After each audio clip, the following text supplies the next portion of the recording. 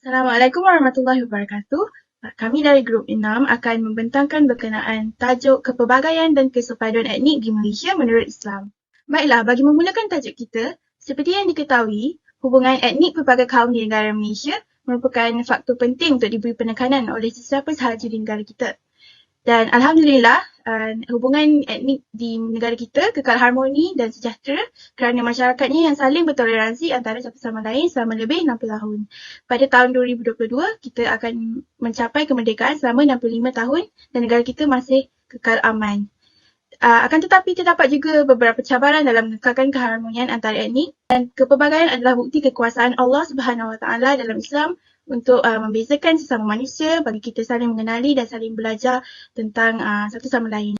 Assalamualaikum warahmatullahi wabarakatuh. Nama saya Anis Syakra binti Fauzi dan saya akan membentangkan mengenai pengertian Islam dalam hubungan etnik dari segi bahasa, istilah, Al-Quran dan juga tokoh Islam. Seperti yang kita ketahui, Malaysia mempunyai pelbagai jenis etnik yang terdiri daripada Melayu, Cina, India, Kadazan dan sebagainya. Oleh itu, kita sepatutnya tahu apa yang dimaksudkan oleh hubungan etnik. Jadi, pengertian etnik dari segi bahasa boleh ditakrifkan sebagai kaum ataupun bangsa, manakala dari segi istilah, etnik boleh ditakrifkan sebagai sekumpulan manusia yang ditentukan oleh perbezaan ciri-ciri budaya seperti adat rasam, bahasa, pakaian dan sebagainya. Seterusnya ialah pengertian hubungan etnik menurut Al-Quran.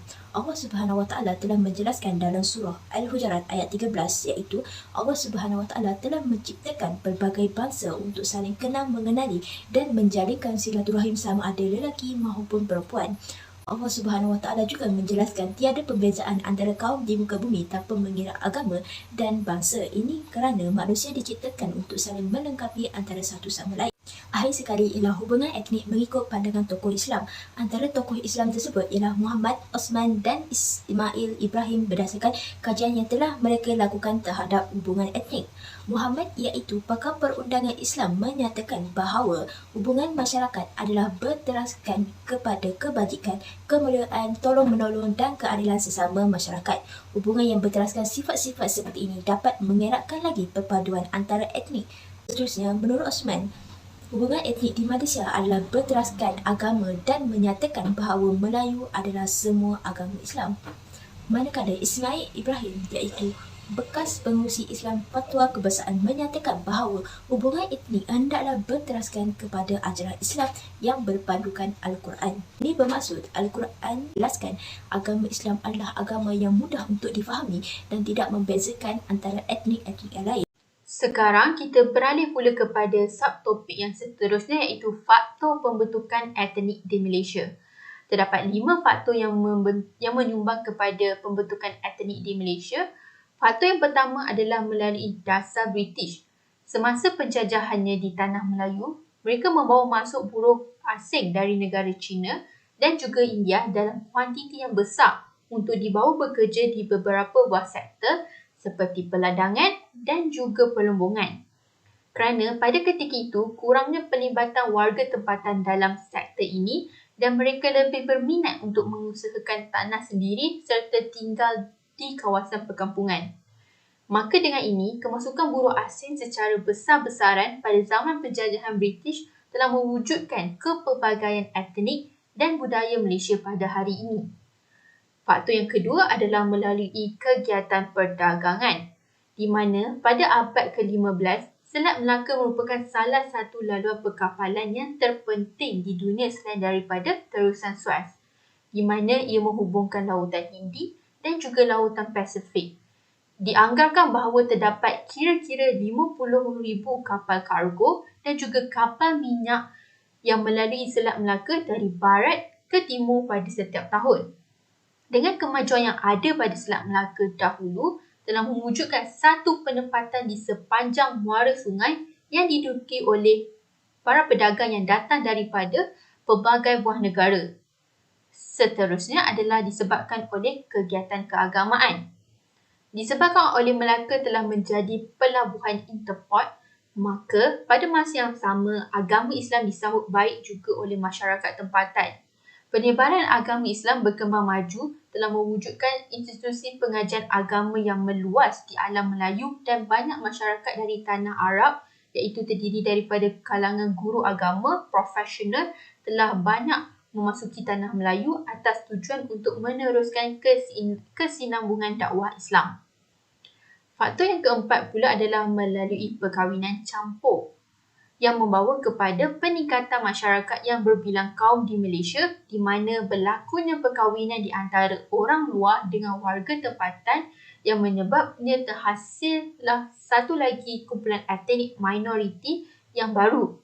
Contoh yang kita dapat ambil adalah apabila pedagang yang berasal dari negara India Selatan telah datang ke tanah Melayu pada abad ke-15 atas tujuan meluaskan perniagaan mereka telah menetap dalam tempoh yang lama dan lama-kelamaan terbabit dalam perkahwinan campur dengan berkahwin dengan wanita tempatan.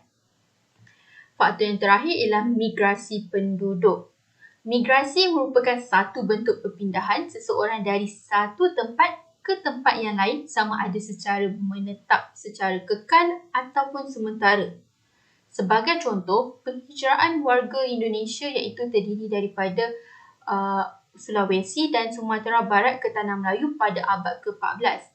Tujuan utama mereka pada ketiga itu adalah untuk meluaskan perniagaan ke peringkat antarabangsa dengan melakukan perniagaan emas, rempah ratus seperti buah cengkeh, buah pala dan sebagainya yang membawa kesan kepada kemunculan etnik baru di beberapa buah kawasan seperti di Selangor, Perak, Johor dan Negeri Sembilan. Assalamualaikum warahmatullahi wabarakatuh. Nama saya Siti Nabila binti Rizaldin. Saya akan menyambung pembentangan ini dengan subtopik seterusnya iaitu asas-asas hubungan etnik menurut Islam. Asas-asas ini amat penting bagi rakyat Malaysia yang berbilang kaum untuk mencapai keamanan, kedamaian, keharmonian dan kemajuan negara. Yang pertama ialah at-ta'aruf yang bermaksud berkenal-kenalan. Berkenal-kenalan di sini membawa maksud suatu perkenalan yang mendalam antara dua individu yang dapat menimbulkan perasaan kasih sayang dalam diri. Ia juga tidak terhad hanya dengan mengetahui nama dan tempat tinggal seseorang, malah mengenali gaya hidup dan budaya mereka. Selain itu, manusia juga mempunyai titik persamaan seperti mempunyai sifat dan perasaan. Perkara ini jelas menunjukkan bahawa Islam amat menggalakkan agar manusia untuk saling berkenal-kenalan. Oleh itu, setiap individu perlulah mempunyai sifat ingin tahu yang tinggi untuk mengenali dan menjiwai latar belakang sesuatu etnik. Asas seterusnya ialah at-tafahum yang membawa maksud saling memahami. Secara logiknya, setelah kita mengenali seseorang, secara tidak langsung kita akan turut mempunyai perasaan untuk menghormati setiap keunikan dan perbezaan yang terdapat pada mereka. Sebagai contoh, laungan azan pada waktu subuh terutamanya dan kesesakan lalu lintas pada musim perayaan seperti Hari Raya Aidilfitri, Tahun Baru Cina, Deepavali dan sebagainya. Perkara ini dapat mendatangkan pertelingkahan dan pergaduhan kerana ia mendatangkan ketidakselesaan terhadap etnik lain jika tiada sifat tafahum dalam diri setiap individu. Seterusnya ialah asas ketiga iaitu saling bekerjasama atau at-ta'awun. Secara amnya, asas ini akan wujud bila mana setiap individu mempunyai satu tujuan yang sama dan berganding bahu bersatu dalam menjadikan dan mencapai impian tersebut.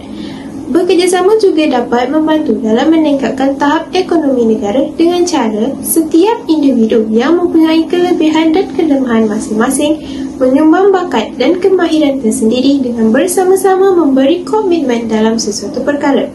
Sebagai contoh, terdapat banyak bantuan yang telah diberi kepada mangsa-mangsa banjir yang terjejas telah menunjukkan sifat kerjasama dan keprihatinan yang baik antara masyarakat.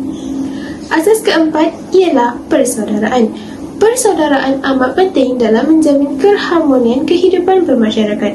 Hal ini kerana Allah Subhanahu Wa Taala telah menciptakan setiap manusia mempunyai peranan masing-masing dalam mengurus, mentadbir dan menjaga kedaulatan negara. Sebagai contoh, seorang pelajar mempunyai tanggungjawab untuk mempelajari ilmu bagi mempersiapkan diri mereka sebelum ke dunia pekerjaan. Asas kelima ialah berkasih sayang. Setelah kita mengenali, menghormati, bekerjasama dan bantu-membantu, secara tidak langsung akan timbul perasaan kasih sayang dalam diri setiap individu. Perasaan hasad dengki, cemburu dapat dielakkan dan akhirnya dapat menimbulkan perasaan empati terhadap orang lain. Sebagai contoh, menyantuni anak-anak yatim dan mencarian ibadat zakat untuk membantu mereka yang memerlukan. Dan yang terakhir sekali ialah al-tadamun, iaitu jamin-menjamin, atau dengan kata mudahnya ialah saling melindungi. Ia dapat dilaksanakan melalui 3 peringkat, iaitu dengan menjadi warga negara yang prihatin, menjaga hubungan yang baik antara ahli keluarga dan menjaga hubungan persaudaraan sesama masyarakat. Sebagai contoh, pada zaman Rasulullah SAW, di mana orang Islam telah menjamin kehidupan orang bukan Islam di negara Islam, telah menunjukkan sifat keprihatinan dapat membawa kebaikan bersama. Seterusnya, bagi langkah mengekalkan kesepaduan etnik dan keharmonian negara, di sini saya hanya senaraikan 5 sahaja langkah yang diharapkan dapat membantu mengekalkan kesepaduan etnik dan keharmonian negara. Yang pertama, penggunaan media sosial. Kita perlulah menggunakan media sosial dengan sebaik mungkin dan mengelakkan perkara yang boleh menyentuh sensitiviti kaum. Bila kita menggunakan media sosial tu, perlulah berguna dengan berhemah dan menjaga tutur kata di dalam ruang internet. Dan ruang internet tersebut perlulah menjadi platform bagi konten yang boleh menyemarakkan lagi semangat perpaduan. Contohnya, organisasi bukan kerajaan boleh menganjurkan pertandingan video pendek berkisahkan keharmonian etnik di Malaysia. Okey, selain itu, kita boleh meraihkan perayaan kaum lain bagi memupuk nilai bertolak ansur dan dengan amalan atau kepercayaan kaum lain. Kita dapat belajar bagaimana kaum lain menghayati budaya mereka sendiri, dan juga kita boleh memupuk sifat kunjung-mengunjung semasa jamuan rumah terbuka bila masyarakat Melayu menyambut Hari Raya Aidilfitri dan menganjurkan rumah terbuka. Pelbagai kaum boleh datang ke rumah kita untuk bersama-sama menikmati juadah yang disediakan. Seterusnya, penguatkuasaan undang-undang. Saya percaya bahawa pengagihan sektor ekonomi dengan peratusan yang adil antara kaum juga dapat membantu dalam mengekalkan kesepaduan etnik kerana masalah ekonomi merupakan masalah besar yang boleh menjurus kepada pergaduhan antara kaum, dan bila ada kesamarataan dan juga keadilan, maka tidaklah berlakunya pergaduhan. Contohnya seperti bantuan oleh kerajaan perlulah diberi sama rata kepada semua kaum. Baiklah, seterusnya kegiatan sosial komuniti. Menghulurkan bantuan kepada mereka yang memerlukan tidak kira bangsa. Bantuan dari segi material atau moral dengan memberi barang atau duit. Ia dapat memupuk sikap prihatin dan juga pemurah. Contoh yang paling terdekat ialah banjir besar Selangor, Pahang dan juga Kelantan pada akhir tahun 2021. Kita dapat tengok banyak sukarelawan pelbagai bangsa turun memberikan bantuan dari segi tenaga ataupun barang ataupun duit, dan perkara ini sangat bagus dan diharapkan dapat berkekalan sehingga selamanya. Dan akhir sekali, kita perlulah memupuk generasi muda. Kita perlu memupuk perpaduan di sekolah dengan silibus yang memperkenalkan teks berkaitan perpaduan etnik. Contohnya dalam subjek pendidikan Islam ataupun pendidikan moral, kita boleh tambahkan isu berkaitan perkauman bagi generasi muda ini dapat kenal dengan lebih awal dan dapat memupuk sikap perpaduan daripada kecil lagi. Dan diharapkan semua langkah ini dapat membantu mengekalkan kesepaduan etnik dan juga keharmonian negara. Seterusnya ialah cabaran yang dihadapi dalam kepelbagaian dan mengekalkan kesepaduan etnik di Malaysia. Antara cabaran yang dihadapi ialah cabaran dari segi politik, agama, sosial, budaya dan perpaduan. Cabaran yang pertama iaitu cabaran dari segi politik. Cabaran dari segi politik berlaku apabila perpaduan kebudayaan dan agama dilakukan demi kepentingan diri sendiri. Ahli politik bertindak untuk memperjuangkan nasib kaum mereka sahaja tanpa peduli akan nasib kaum lain. Ini akan menyebabkan berlakunya ketidakadilan apabila layanan yang tidak sama rata dirasai oleh kaum yang lain. Ahli politik juga menggunakan isu perkauman untuk tujuan serta kepentingan diri mereka sendiri. Contohnya, jika Melayu menjadi ketua, pasti kaum lain akan berasa kepimpinan ketua kaum mereka lebih baik, yang disebabkan isu perkauman yang telah dicetuskan oleh pemimpin mereka sendiri. Seterusnya ialah agama dan budaya. Sehingga ke hari ini, orang Melayu, Cina dan India masih lagi menjalani kehidupan mengikut budaya dan tradisi mereka sendiri.